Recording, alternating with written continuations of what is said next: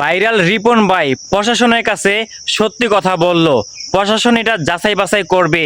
আর আপনারা রিপন ভাইয়ের কথাগুলো শুনেন, সে সত্যি কথা বলল না মিথ্যা কথা বলল, ওনার মুখেই বিস্তারিত সবকিছু আপনারা শুনেন। সাথে কথা বলছি এর জন্য আমার 5 লাখ টাকা জরিমানা দিতে হইব আর আমার এই বাড়ি থেকে যাওয়া লাগবে। এই যে আমরা সবাই সাংবাদিক, আমরা এই যে সাথে বলছি তুমি যদি নির্দেশ হও ভাই তোমার কোনোদিন ফাঁসাবে না। আমি তাদের বলছি স্যার খুব ভালো মানুষ, তারা ভালো তদন্ত করে তারা রিয়েল তদন্ত করে। আমি বলছি আমার যে ম্যানেজার আছে আমি বলছি ভাই ডিএনএ করো, পুলিশের কাছে যাই। কয় না ওই পুলিশের কাছে গেলে সমস্যা, ম্যানেজার যাইতে জানে। আমি কিছু ডিএনএ করলে তো আসল ম্যানেজার তো আমার কাছে না। তোমার সাথে তো মেয়ের অন্তরঙ্গ ছবি আছে দেখলাম, কই সে এতুল ছবি। কোনো ছবি নাই, কোনো ভিডিও নাই, কোনো কিছু নাই। এটা ব্যাগটা ষড়যন্ত্র না। তাহলে এই ছবি কিভাবে আসলো? ছবি কেউ বানাইছে? ওই ছবি কই পাইছে? পাইছি তো আমরা। এটা কি আইডিয়া বানানো?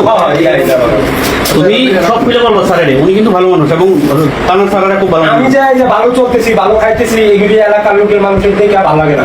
বন্ধুরা আরেকটা যদি কিছু না, এগুলি মানুষ মানে আমার দেখতে পারে না, দেখতে পারে না যে আমি ভালো খাইতেছি, ভালো ঘুমাইতেছি, এগুলি মানুষ দেখতে পারে না। তারা সবাই মিলে একটা ষড়যন্ত্র করছে, মানে আমার এই গ্রাম থেকে উচ্ছেদ করে দিব।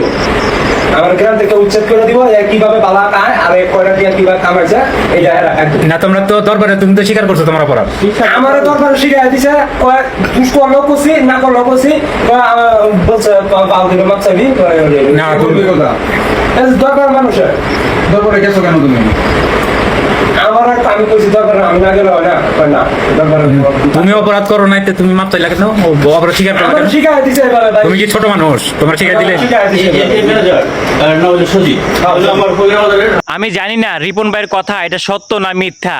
আমি চাই এটা সঠিক বিচার হোক, তদন্ত করে এটা সঠিক বিচার করা হোক।